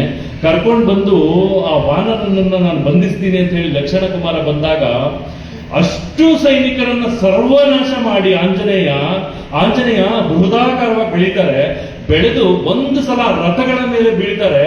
ಎಲ್ಲ ಕುದುರೆಗಳು ಸಾಯ್ತವೆ, ಅಲ್ಲಿರೋ ಸೈನಿಕರು ಸಾಯ್ತಾರೆ. ಹೆಜ್ಜೆಯನ್ನ ಇಡ್ತಾ ಇದ್ರೆ ಆಂಜನೇಯ ಇರುವೆಗಳ ಗೂಡಿನ ಮೇಲೆ ಒಬ್ಬ ದೈತ್ಯಾಕಾರದ ವ್ಯಕ್ತಿ ಹೆಂಗೆ ತುಳಿದ್ರೆ ಹೆಂಗಿರುತ್ತಲ್ಲ ಹಂಗೆ ಅಲ್ಲಿರುವಂತ ಎಲ್ಲ ರಾಕ್ಷಸರನ್ನ ಸಂಹಾರ ಮಾಡ್ತಾರೆ. ಕೊನೆಗೆ ಉಳಿದವನು ಲಕ್ಷ್ಮಣ ಕುಮಾರ ಖಡ್ಗ ತಗೊಂಡು ಆಂಜನೇಯ ಸ್ವಾಮಿ ಮೇಲೆ ಯುದ್ಧಕ್ಕೆ ಬರ್ತಾನೆ. ಯುದ್ಧಕ್ಕೆ ಬಂದಾಗ ಸ್ವಾಮಿ ಹೇಳ್ತಾರೆ, ನೋಡು ನೀನು ಇನ್ನೂ ಚಿಕ್ಕವನು, ನನ್ನ ಜೊತೆ ಯುದ್ಧ ಬೇಡ, ಮನೆಗೆ ಹೋಗು ನಿಮ್ಮಪ್ಪನ ಜೊತೆಗೆ ಅಂತ. ಅದಕ್ಕೆ ಅವನು ಹೇಳ್ತಾನೆ, ನನ್ನನ್ನ ಗೆಲ್ಲುವಂತ ಶಕ್ತಿ ನಿನಗಿಲ್ಲ, ನಾನು ನಿನ್ನ ಈ ಕ್ಷಣದಲ್ಲಿ ಹೊಸಕ್ಕೆ ಹಾಕ್ತೀನಿ ಅಂತ ಹೇಳಿ ಆಂಜನೇಯ ಸ್ವಾಮಿಯ ಮೇಲೆ ಯುದ್ಧಕ್ಕೆ ಬಂದಾಗ ಆಂಜನೇಯ ಅವನ 2 ಕಾಲುಗಳನ್ನ ಹಿಡ್ಕೊಳ್ತಾರೆ. ರಾವಣನ ಮಗನ ಕಾಲುಗಳನ್ನ ಹಿಡ್ಕೊಂಡು ಗಿರ ಸುತ್ತೋದಕ್ಕೆ ಶುರು ಮಾಡ್ತಾರೆ. ಸುತ್ತುತ್ತಾ ಆಂಜನೇಯ ಸ್ವಾಮಿಯ ಸುತ್ತುವ ವೇಗಕ್ಕೆ ಅವನ 2 ಕಣ್ಣು ಗುಡ್ಡೆಗಳು ಈಚೆ ಕಡೆ ಬಂದ್ಬಿಡುತ್ತೆ. ಅಷ್ಟು ಗಾಳಿ, ರಭಸವಾಗಿ ಗಾಳಿ ಹೋಗುತ್ತಲ್ಲ, ಮೂಗು ಕಿವಿ ಬಾಯಿಗೆ, ಕಣ್ಣು ಗುಡ್ಡೆಗಳು ಈಚೆ ಕಡೆ ಬಿದ್ದು ಹೋಗುತ್ತೆ. ಆಂಜನೇಯ ಸ್ವಾಮಿ ಬಿಡ್ತಾರ? ರಾಮ ಕಾರ್ಯಕ್ಕಾಗಿ ಬಂದಿರುವಂತದ್ದು. ಸ್ವಾಮಿ 2 ಕಾಲುಗಳನ್ನು ಹಿಡಿದು ಮತ್ತೆ ಸುತ್ತಲಿಕ್ಕೆ ಶುರು ಮಾಡ್ತಾರೆ. ಸುತ್ತುತ್ತಾ ಈ ಕುತ್ತಿಗೆ ಭಾಗ ಇತ್ತಲ್ಲ, ಕುತ್ತಿಗೆ ಭಾಗ ಕಿತ್ಕೊಂಡು ಹೊರಟೋಗುತ್ತೆ. ಮತ್ತೆ ಆಂಜನೇಯ ಬಿಡ್ಲಿಲ್ಲ, ಮತ್ತೆ ಸುತ್ತಕ್ಕೆ ಶುರು ಮಾಡ್ತಾರೆ. ಸುತ್ತುತ್ತಾ ಈ ದೇಹದ ಭಾಗ ಇತ್ತಲ್ಲ, ದೇಹವೇ ಕಿತ್ಕೊಂಡು ಹೋಗಿ 2 ಕಾಲುಗಳು ಮಾತ್ರ ಸ್ವಾಮಿ ಕೈಯಲ್ಲಿ ಉಳಿಯುತ್ತೆ. ಆ ಕಾಲುಗಳನ್ನ, ಒಂದು ಕಾಲನ್ನ ಎಡಕ್ಕೆ, ಒಂದು ಕಾಲನ್ನ ಬಲಕ್ಕೆ ಬಿಸಾಡುವಂತಹ ಶಕ್ತಿ ಆಂಜನೇಯ ಸ್ವಾಮಿಗಿತ್ತು. ಇಂತಹ ಆಂಜನೇಯ ರಾವಣನ ಮುಂದೆ ನಿಂತ್ಕೊಳ್ತಾರೆ. ಯೋಚನೆ ಮಾಡಿ ಹೆಂಗಿರ್ಬೇಕು. ರಾವಣನನ್ನ ನೋಡ್ತಾರೆ. ನೋಡಿ ಆಂಜನೇಯ ಸ್ವಾಮಿ ಆ ಕ್ಷಣದಲ್ಲಿ ನಿರ್ಧಾರ ಮಾಡ್ತಾರೆ. ಎಷ್ಟು ಅದ್ಭುತವಾದಂತಹ ತೇಜಸ್ಸು ಈ ರಾವಣನಿಗೆ. ಇವನಿಗಿರುವಂತಹ ತೇಜಸ್ಸು, ಇವನಿಗಿರುವಂತಹ ಶಕ್ತಿಯನ್ನ, ಇವನ ಭುಜಬಲ ಪರಾಕ್ರಮವನ್ನು ನೋಡಿದ್ರೆ 3 ಲೋಕಗಳನ್ನು ಆಳುವಂತಹ ಶಕ್ತಿ ಇವನಿಗಿದೆ. ಇಂದ್ರನಿಗೆ ಸರಿಸಮಾನವಾದಂತಹ ವ್ಯಕ್ತಿ, ಅಂತಹ ಶಕ್ತಿ ಇವನಿಗಿದೆ. ಆದ್ರೆ ಪರಸ್ತ್ರೀಯನ್ನ ದುಷ್ಟ ಬುದ್ಧಿಯಿಂದ ನೋಡುವಂತಹ ಬುದ್ಧಿ ಇವನಿಗೆ ಇಲ್ಲದೆ ಇದ್ದಿದ್ರೆ 3 ಲೋಕಗಳನ್ನು ಇವನು ಆಳಬಹುದಾಗಿತ್ತು ಆಂಜನೇಯ ಅಂತ ಯೋಚನೆ ಮಾಡ್ತಾರೆ. ಆಂಜನೇಯ ಆ ರೀತಿಯಲ್ಲಿ ರಾವಣನನ್ನ ನೋಡಿ ಯೋಚನೆ ಮಾಡ್ತಾರೆ. ಇದೇ ರಾವಣ ಆಂಜನೇಯ ಸ್ವಾಮಿಯನ್ನ ನೋಡ್ತಾನೆ. ನೋಡಿದ ತಕ್ಷಣ ಗಾಬರಿ ಆಗ್ತಾನ ಅವನು. ಯಾಕೆ ಗಾಬರಿ ಆಗ್ತಾನೆ ಗೊತ್ತಾ? ಒಂದ್ಸಲ ಕೈಲಾಸಕ್ಕೆ ರಾವಣ ಹೋದಾಗ ಅಲ್ಲಿ ನಂದಿ ಅಡ್ಡ ಬರ್ತಾರೆ. ಪಕ್ಕಕ್ಕೆ ಸರಿ ಕೋತಿ ಮುಖದವನೇ ಅಂತ ಬೈದು ಬಿಡ್ತಾನೆ ಇವನು ರಾವಣ ನಂದಿಯನ್ನ. ಆಗ ನಂದಿ ಶಾಪ ಕೊಡ್ತಾನೆ, ವಾನರಗಳೇ ಬಂದು ನೀನು ಲಂಕೆಯನ್ನು ಹಾಳು ಮಾಡ್ತವೆ ಹೋಗು ಅಂತ ಹೇಳಿದ್ರಲ್ಲ, ಅಂತಹ ನಂದೀಶ್ವರ ಏನಾದ್ರೂ ವಾನರ ರೂಪದಲ್ಲಿ ಬಂದ್ಬಿಟ್ನ ನನ್ನ ಮುಂದೆ ಅಂತ ಹೇಳಿ ರಾವಣ ಭಯ ಪಡ್ಲಿಕ್ಕೆ ಶುರು ಮಾಡ್ತಾನೆ. ಆ ಕ್ಷಣದಲ್ಲಿ ಆಂಜನೇಯ ಸ್ವಾಮಿ ಹೇಳ್ತಾರೆ, ರಾವಣ ಇಷ್ಟು ದಿವಸ ನೀನ್ ಮಾಡಿದ್ದು ಸಾಕಾಯ್ತು. ಈಗ ಇಷ್ಟು ದಿವಸ ಬೇಕಾದಷ್ಟು ಸಾವಿರಾರು ಹೆಣ್ಣುಗಳನ್ನು ತಗೊಂಡು ಬಂದು ನಿನ್ನ ಆಸ್ಥಾನದಲ್ಲಿ ಇಟ್ಕೊಂಡಿದ್ದೆ, ಬೇಕಾದಷ್ಟು ವಸ್ತುಗಳನ್ನ ಕದ್ಕೊಂಡು ಬಂದು ನಿನ್ನ ಆಸ್ಥಾನದಲ್ಲಿ ಇಟ್ಕೊಂಡಿದ್ದೆ. ಇಲ್ಲಿಗೆ ಇದನ್ನೆಲ್ಲ ಸಾಕು ಮಾಡು. ಸೀತಾಮಾತೆಯನ್ನ ಅಪಹರಣ ಮಾಡಿ ನೀನು ತಪ್ಪು ಮಾಡಿದ್ದೀಯಾ. ಸೀತಾಮಾತೆಯನ್ನ ಬಿಟ್ಟು ಕರ್ಕೊಂಡು ಹೋಗಿ ರಾಮರ ಹತ್ರ ಸೇರಿಸು, ರಾಮರ ಪಾದವನ್ನು ಹಿಡ್ಕೋ, ರಾಮರು ನಿನಗೆ ಕ್ಷಮೆಯನ್ನ ಕೊಡ್ತಾರೆ ಅಂತ ಹೇಳಿ ತುಂಬಿದ ಸಭೆಯ ಒಳಗಡೆ ಸುಮಾರು ಕೋಟಿಗಟ್ಟಲೆ ರಾಕ್ಷಸರು ಬಿಚ್ಚುಗತ್ತಿಗಳನ್ನು ಹಿಡ್ಕೊಂಡಿರ್ಬೇಕಾದ್ರೆ ಅವರುಗಳ ಮಧ್ಯದಲ್ಲಿ, ತನ್ನ ಚದುರಂಗ ಬಲದ ಮಧ್ಯದಲ್ಲಿ ಕುಳಿತಿರುವಂತಹ ರಾವಣನ ಮುಂದೆ ಆಂಜನೇಯ ಸ್ವಾಮಿ ನಿಂತು ಮಾತನಾಡ್ತಾರೆ ಅಂತ ಹೇಳಿದ್ರೆ ಆಂಜನೇಯ ಸ್ವಾಮಿಯ ಶಕ್ತಿ ಎಂತದ್ದು ಅಂತ ಯೋಚನೆ ಮಾಡಿ. ಅದಕ್ಕೆ ಆಂಜನೇಯ ಹೇಳ್ತಾರೆ, ರಾವಣ ಒಂದು ಸಲ ನೀನು ಗಮನಿಸಿ ಮಾತನ್ನ, ಇನ್ನು 2 ನಿಮಿಷದಲ್ಲಿ ಮಾತು ಮುಗಿಯುತ್ತೆ. ರಾವಣ ಒಂದ್ಸಲ ನೀನು ಕೈಲಾಸಕ್ಕೆ ಬಂದಿದ್ದೆ, ನೆನಪಿರ್ಬೇಕು. ಕೈಲಾಸಕ್ಕೆ ಹೋದಾಗ ಶಿವ ತಾಂಡವ ಮಾಡ್ತಿರ್ಬೇಕಾದಾಗ ಕೈಲಾಸ ಪರ್ವತವನ್ನೇ ಮೇಲೆ ಎತ್ತಿ ಹಿಡ್ಕೊಂಡಿದ್ದೆ ನೀನು. ಹಿಡ್ಕೊಂಡಿರ್ಬೇಕಾದ್ರೆ ಯಾವನು ಕೈಲಾಸ ಪರ್ವತವನ್ನು ಮೇಲಕ್ಕೆ ಎತ್ತಿದ್ದಾನಲ್ಲ ಅಂತ ಹೇಳಿ ಶಿವ ಏನ್ ಮಾಡಿದ್ರು, ತನ್ನ ಹೆಬ್ಬೆರಳಿಂದ ಒಂದ್ಸಲ ಒತ್ತಿದ ತಕ್ಷಣ ನನ್ನ 20 ಕೈಗಳು ಕೈಲಾಸದ ಪರ್ವತದ ಕೆಳಗಡೆ ಸೇರ್ಕೊಂಡ್ಬಿಡ್ತು. ಆಗ ಬಾಯಿ ಹೊಡ್ಕೊಳ್ತಾ ಇದ್ದಲ್ಲ ನೀನು. ಆಗ ಶಿವ ಪ್ರತ್ಯಕ್ಷ ಆಗಿ, ಇಷ್ಟು ದಿವಸ ನಿನ್ನ ಹೆಸರು ದಶಕಂಠ ಅಂತ ಇತ್ತು, ಇನ್ನು ಮುಂದಕ್ಕೆ ನೀನು ರವ ಮಾಡಿ ಬಾಯಿ ಹೊಡ್ಕೊಳ್ತಾ ಇದ್ದಲ್ಲ, ಆ ಕಾರಣಕ್ಕೋಸ್ಕರ ನಿನಗೆ ರಾವಣ ಅಂತ ಹೆಸರು ಕೊಡ್ತೀನಿ ಹೋಗು ಅಂತ ಹೇಳಿ ಬಿಟ್ಟು ಕಳುಹಿಸಿದಂತಹ ಶಿವನ ಧನಸ್ಸನ್ನ ಧನುರ್ಭಂಗ ಮಾಡಿದ್ ಯಾರು ಗೊತ್ತಾ? ನನ್ನ ಪ್ರಭು ಶ್ರೀರಾಮಚಂದ್ರ. ಶ್ರೀರಾಮಚಂದ್ರನ ತಂಟೆಗೆ ಬರ್ತೀಯ ನೀನು. ನೋಡಿ, ಇಷ್ಟು ಧೈರ್ಯ ಬೇಕು ಈ ಮಾತನ್ನು ಹೇಳಲಿಕ್ಕೆ. ಅದಕ್ಕೆ ಆಂಜನೇಯ ಸ್ವಾಮಿ ಹೇಳ್ತಾರೆ, ರಾವಣ, ನೀನು ಒಂದ್ಸಲ ನದಿಯ ದಡದಲ್ಲಿ ಶಿವನ ಲಿಂಗವನ್ನ ಇಟ್ಕೊಂಡು ಪೂಜೆ ಮಾಡ್ತಿರ್ಬೇಕಾದ್ರೆ ಹಿಂದೆಗಡೆ ಕಾರ್ತವೀರ್ಯಾರ್ಜುನ ಅನ್ನುವಂತಹ 1000 ಭುಜದ ವ್ಯಕ್ತಿ ಸ್ನಾನ ಮಾಡ್ತಿದ್ದ ತನ್ನ ಸಖಿಯರ ಜೊತೆಗೆ. ಸಖಿಯರು ಹೇಳಿದ್ರು, ನಿನಗೆ 1000 ಭುಜಗಳಿದೆಯಲ್ಲ, ಒಂದು ಸಲ ನದಿ ನೀರನ್ನ ಅಡ್ಡಲಾಗಿ ಹಿಡ್ಕೋ ನೋಡೋಣ ಅಂತ. ಆಗ ನೀನು 1000 ಭುಜಗಳಿಂದ ಆ ವ್ಯಕ್ತಿ ನೀರನ್ನ ಅಡ್ಡಲಾಗಿ ನಿಲ್ಲಿಸ್ತಾನೆ. ಒಂದು ಕ್ಷಣದಲ್ಲಿ ಕೈಗಳನ್ನ ತೆಗಿತಾನೆ, ನೀರು ರಭಸವಾಗಿ ಬಂದು ನಿನ್ನ ಲಿಂಗವನ್ನ ಹೊಡ್ಕೊಂಡು ಹೋಯ್ತಲ್ಲ, ನಿನ್ನ ಪೂಜಾ ಸಾಮಗ್ರಿಗಳನ್ನ ಹೊಡ್ಕೊಂಡು ಹೋಯ್ತಲ್ಲ, ಅಂತಹ ಕಾರ್ತವೀರ್ಯಾರ್ಜುನನ 1000 ಕೈಗಳನ್ನ ಕತ್ತರಿಸಿ ಹಾಕಿದ್ದು. ನೀವು ದಾರಿಯಲ್ಲಿ ಬರ್ಬೇಕಾದ್ರೆ ಕೋಲಾರ, ಈ ಕಡೆ ಬಂದ್ರೆ ಕೋಲಾರ ಸಿಗುತ್ತೆ. ಕೋಲಾರದ ಭಾಗದಲ್ಲಿ ಪರಶುರಾಮರು ಬಂದು ತಮ್ಮ ಪರಶುವಿಂದ 1000 ಭುಜಗಳನ್ನ ಕತ್ತರಿಸಿ ಹಾಕಿದ್ರಲ್ಲ, ಅಂತಹ ಪರಶುರಾಮನ ಶಿವಧನಸ್ಸನ್ನ ಭಂಗ ಮಾಡಿದ್ದು ನನ್ನ ಪ್ರಭು ಶ್ರೀರಾಮಚಂದ್ರ. ಶ್ರೀರಾಮನ ಬಗ್ಗೆ ಯೋಚನೆ ಮಾಡ್ತೀಯ ನೀನು ರಾವಣ, ಹುಷಾರ್ ಅಂತ ಹೇಳಿದ್ರು. ವಾಲಿ ಒಂದ್ಸಲ ಸ್ನಾನ ಮಾಡ್ತಿರ್ಬೇಕಾದ್ರೆ, ಸಂಧ್ಯಾ ವಂದನೆ ಮಾಡ್ತಿರ್ಬೇಕಾದ್ರೆ ಹಿಂದೆಗಡೆಯಿಂದ ಬೆಕ್ಕಿನ ತರ ನೀನು ಹೋದಲ್ಲ, ವಾಲಿಯನ್ನ ಹಿಡ್ಕೊಂಡ್ಬಿಟ್ಟು ಬಂಧಿಸ್ಬಿಡ್ತೀನಿ ಅಂತ. ಆಗ ವಾಲಿ ತನ್ನ ಬಾಲದಲ್ಲಿ ನಿನ್ನನ್ನು ಸುತ್ತಿ 3 ಸಲ ನೀರಲ್ಲಿ ಮುಳುಗಿಸಿ ಇಡೀ ಭೂಮಂಡಲ 3 ಸಲ ಪ್ರದಕ್ಷಿಣೆ ಹಾಕಿ ತನ್ನ ಮನೆಗೆ ತಗೊಂಡು ಹೋಗಿ ಬಿಸಾಡಿದ್ನಲ್ಲ.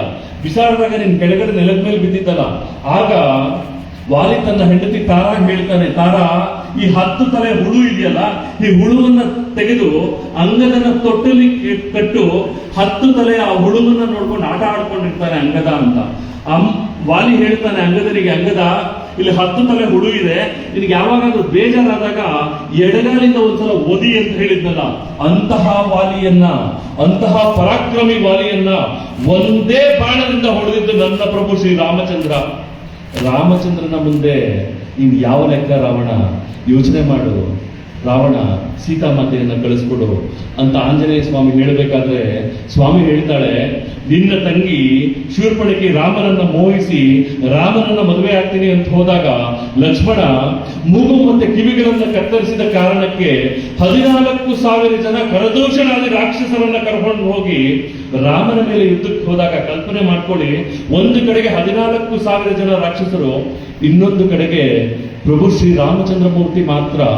ಒಂದು ಬಹುಶಃ ನೀವು ರಾಮಾಯಣ ಓದಿದ್ರೆ ನಿಮ್ಗೆ ಅನುಭವ ಆಗುತ್ತೆ, 1 ಗಂಟೆ 14 ನಿಮಿಷದ ಒಳಗಾಗಿ 14,000 ಜನ ಕರದೂಷಣಾದಿ ರಾಕ್ಷಸರನ್ನ ಸಂಹಾರ ಮಾಡಿದ ಯಾರು ಗೊತ್ತಾ? ನನ್ನ ಪ್ರಭು ಶ್ರೀ ರಾಮಚಂದ್ರ ಮೂರ್ತಿ. ಅಂತಹ ರಾಮಚಂದ್ರ ಮೂರ್ತಿಯ ಹೆಂಡತಿಯನ್ನ ಕರ್ಕೊಂಡು ಬಂದಿದೆಯಲ್ಲ ನೀನು ರಾವಣ. ಈಗಲೂ ಹೇಳ್ತೀನಿ, ಸೀತಾಮಾತೆ ಅಂತ ಹೇಳಿದ್ರೆ ಜಗನ್ಮಾತೆ. ನೀನೇನು ಇವತ್ತು ಪ್ರತಿ ದಿವಸ ಊಟ ಮಾಡ್ತಿದ್ಯಲ್ಲ, ಅದನ್ನ ಮೃಷ್ಟಾನ್ನ ಭೋಜನ ಅಂತ ಅನ್ಕೊಂಡಿದ್ಯಾ? ಅದು ಮೃಷ್ಟಾನ್ನ ಭೋಜನ ಅಲ್ಲ, ಅದು ಕಾರ್ಕೋಟಕ ವಿಷ.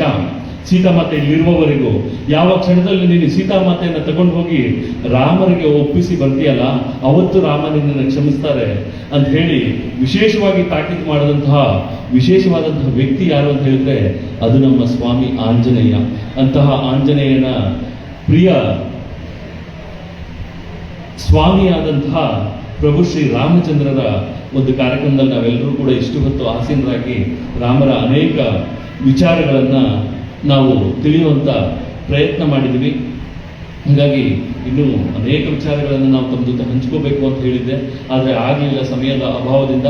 ಮುಂದಿನ ದಿನಗಳಲ್ಲಿ ಖಂಡಿತವಾಗಲೂ ಕೂಡ ಇನ್ನೂ ಅನೇಕ ವಿಚಾರಗಳನ್ನ ತಮ್ಮ ಜೊತೆ ಹಂಚ್ಕೊಳ್ಳುವಂತ ಪ್ರಯತ್ನವನ್ನ ನಾವು ಮಾಡ್ತೀವಿ ಅಂತ ಹೇಳ್ತಾ, ಇಷ್ಟು ಹೊತ್ತು ವಿಶ್ವವಿಜೇತ ಸ್ವಾಮಿ ವಿವೇಕಾನಂದ ಯುವ ಬಳಗ ಏನಿದೆ, ಈ ತಂಡ ತಮ್ಮ ಜೊತೆ ಅನೇಕ ವಿಚಾರಗಳನ್ನ ಹಂಚಿಕೊಂಡಿದೆ.